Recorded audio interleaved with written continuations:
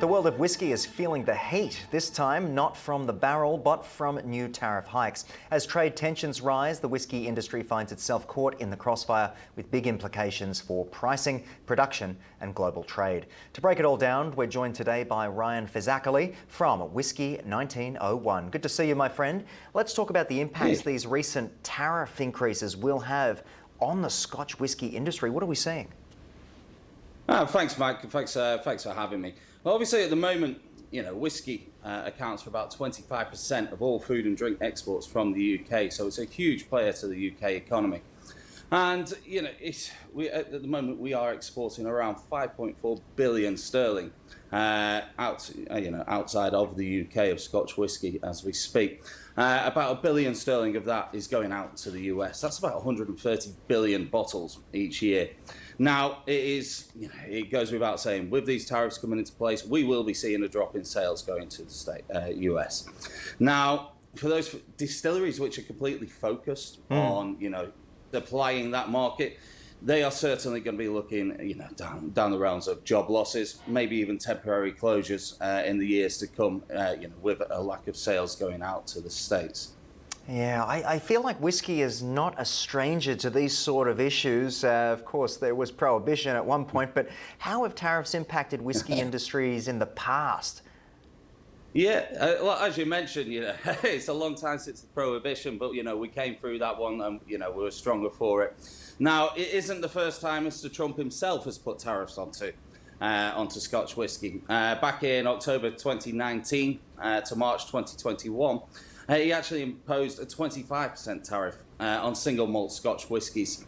Now, we can look back at that and do a little bit of analysis. And, if the numbers actually show that we dropped sales by about 600 million sterling through that period. So, considerable. However, you've got to remember that that period, coincided with COVID-19, and that will have had a much more profound effect.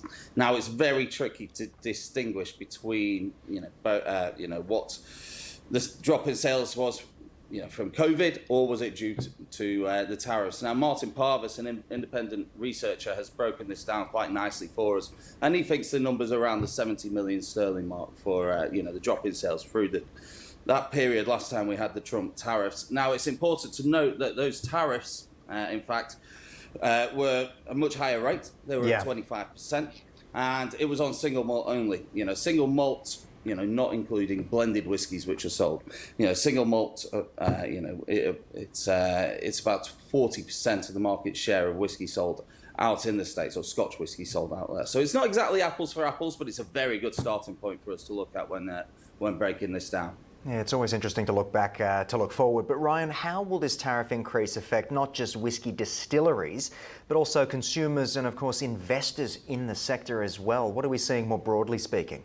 Yeah, well, good question. As you say, distilleries aren't just the only stakeholders these days within the whiskey industry. There are other, participants. And as you mentioned, what I believe we're going to see is some great opportunities. Over the next few years, we could potentially see a price dip in some, rare casks and rare bottles. The rare casks like we deal with here at Whisky 1901. So that will present a buying opportunity for some of our clients. And, we're focused on finding those for our client base currently. Yeah, okay, so let's talk a little bit about how things could be impacted both on the good side and, of course, the bad.